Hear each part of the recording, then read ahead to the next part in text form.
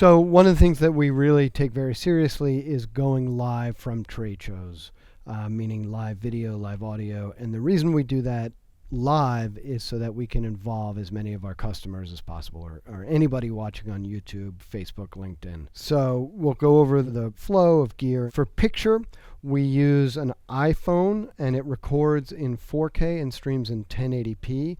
The app is Mojo Pro and it's streaming to 3 different pathways. First pathway is the cellular modem in the phone, this is a Verizon iPhone. The next thing that it does is Wi-Fi, which it picks up from this T-Mobile hotspot here. And then if you look here, there's an Ethernet jack that gets its internet from an AT&T.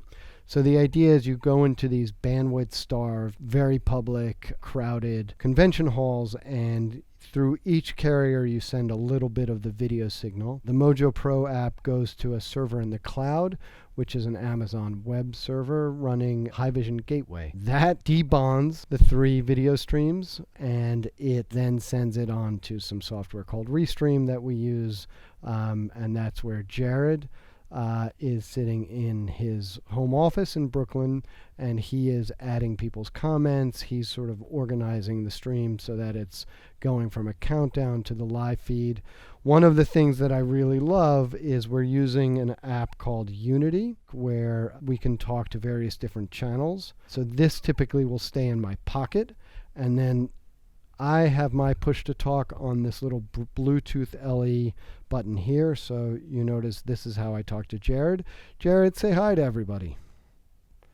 Hello, everyone. So yeah, that's our comms and that's our video and that's our sort of cellular bonding. Quick aside, I know that there are a lot of cellular modems that will bond multiple WAN connections. One of the reasons that I like to have the app do it, or some piece of hardware that's aware of the protocol that it's bonding, is because when it's bonded at the cellular modem level, it doesn't know how important each packet is. In fact, to the cellular modem, it thinks every packet is important, whereas when you do it at the app level, it knows that a packet that doesn't make it after, say, 3 or 4 seconds to its destination is no longer important, right? Because the video has to keep moving forward. And so by doing it at the app level and having it be aware of what the protocol is, it's much more efficient, in my opinion, and in my practice.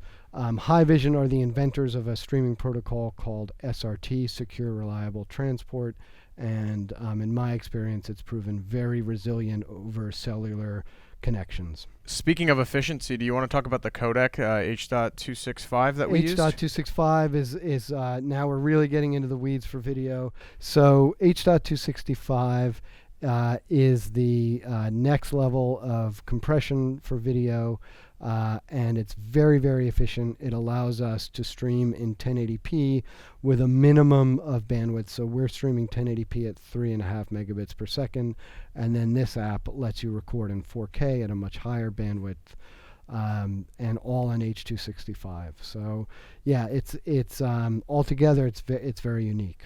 I think now we'll move on to the audio part of it, working a little bit backwards. One of the controversial decisions that we made was to use a DJI wireless mic as a camera hop.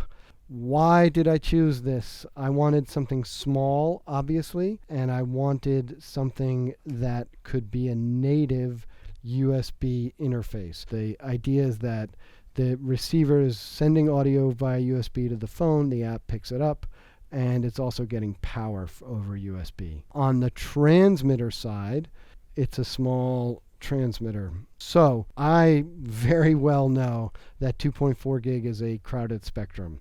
So one of the compromises I made was I'm going to put this receiver high up on the rig so that it's likely to have some kind of line of sight to the sound person. The other thing is when I'm working with the sound person, I'm often very close to them. They're close to me. Even like in the case of Nick, we're still like not more than say 6 or 8 feet apart. And so we're kind of trying to make the best of all worlds. I don't think I ever suffered a dropout on the 2.4 gig link.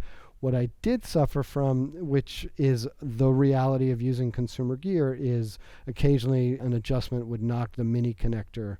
That's just what it is. It's not a locking connector. I'm sure we could have gone nuts trying to tape it down, and then that would have had other problems. You got to take the good with the bad. You got to work with the limitations. But in terms of being light, power friendly, and connection wise, this is about as simple as it got for me. Because we feel like these videos have a life after we go live, we record locally to a mix pre. It's Axion digital for the host and the guest. The whole point of going live is so that the host can interact with our viewers and relay their questions to the people that are being interviewed live and in real time.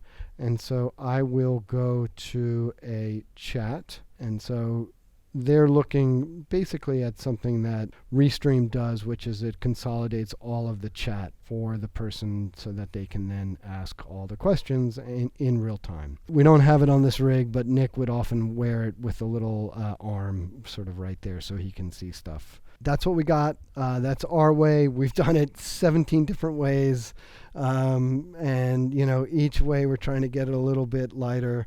I will say one of the other design goals for this rig was to be able to carry it on a rush hour New York City subway, which is the most efficient way to get to the Javits Center. And I think that worked out well for sound and for camera. Did I miss anything, Nate? No, I guess one thing that's important to note, and obviously if you watched our coverage, we had the host of the segment doing the sound mix. Yes. So a couple of features that we got to give a shout out to Jordan in our rentals department that were put into this mix pre to make it as efficient as possible was the mix assist. Yes. Available for the mix pre. So that way you're not spending quite as much time dialing the knobs, just having a conversation like we are now. Yeah, exactly. I think that's so important. I think the fact that everything was powered by USB-C, and it's also how some of our signal was moving around. Mm-hmm. I think that also made this workflow pretty unique as well.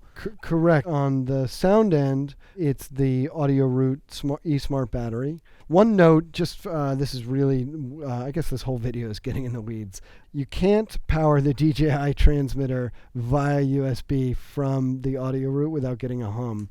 But you can power it, and we don't have it in this rig, from an independent power source, like a little USB tiny brick. So that left the transmitter on all day. Of course, one advantage of the DJI is that you get two transmitters in a little battery case. So that was always an option for us to just swap out transmitters. Here on the camera rig, I use V-mount batteries, partially because I wanted some extra weight on the back. But then there is this sort of V-mount rail system that has two USB-C outs that goes to power the phone. It goes to power the hotspot, and then of course from the phone it also powers the wireless mic. So it all goes to this hub here and then out around the hub. This hotspot gets its power from a separate run. And the other thing that the V-mount does is will natively power this BR1 from Pepwave. All right, so that's a lot. Hopefully we'll follow this up with a diagram that will help. If you have any questions, put them in the chat. We will answer them. There are a lot of ways to do this. So, what's your way? Thanks for watching.